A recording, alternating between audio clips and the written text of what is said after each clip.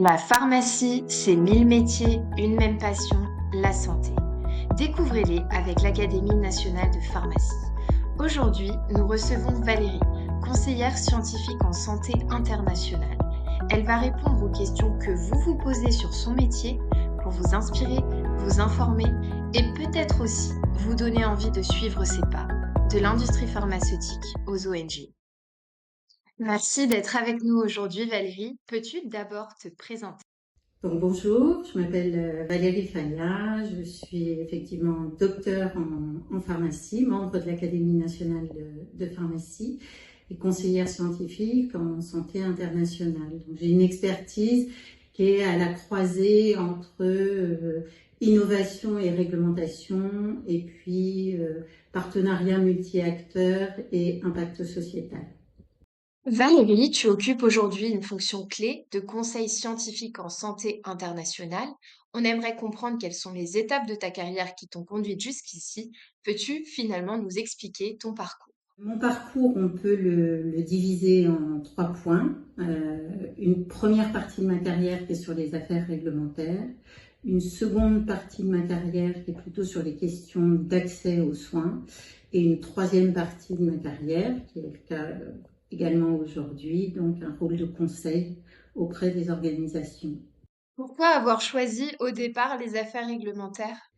Alors après avoir fait pharmacie en section industrie à la faculté de Montpellier, j'avais fait plusieurs stages au cours de mes études et les affaires réglementaires correspondaient vraiment à ce dont j'avais envie, c'est-à-dire garder cette expertise très holistique au niveau de la pharmacie.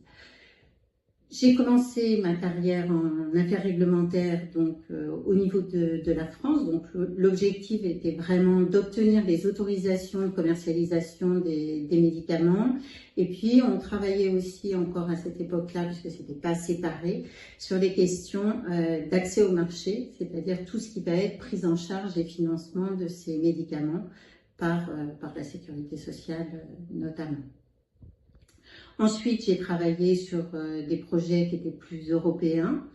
Et puis enfin, j'ai travaillé sur une partie internationale où là, je travaillais à la fois sur les autorisations de commercialisation, mais aussi la partie, on va dire, financement. Donc là, plutôt avec les organisations des Nations Unies ou les grandes ONG qui financent des pathologies prioritaires.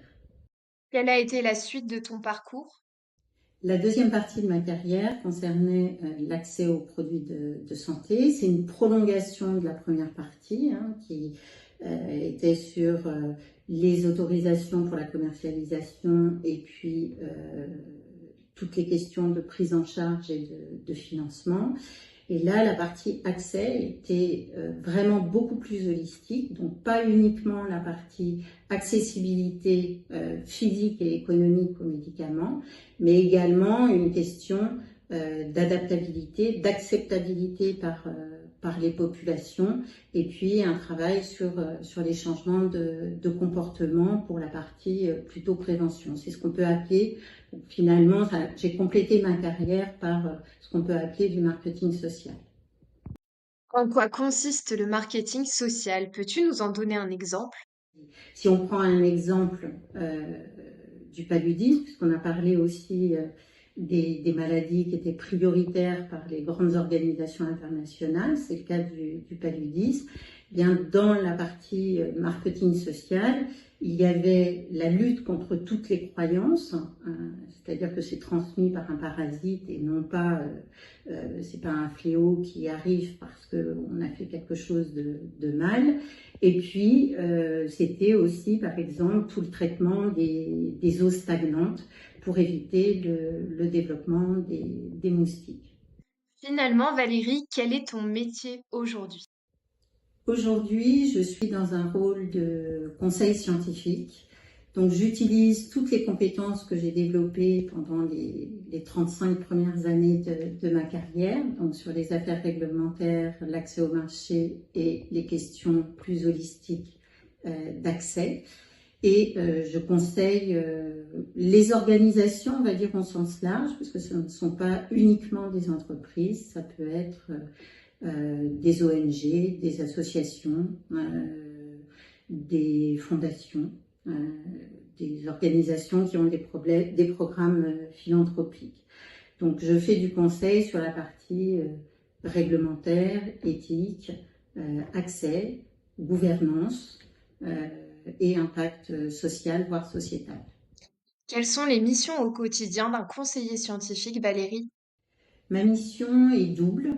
Il y a une première partie qui concerne le patient, vraiment, avec cette question d'accès, donc de disponibilité à la fois physique et économique du produit de santé, mais aussi que ce produit soit adapté aux populations concernées et puis qu'il soit accepté par ces populations.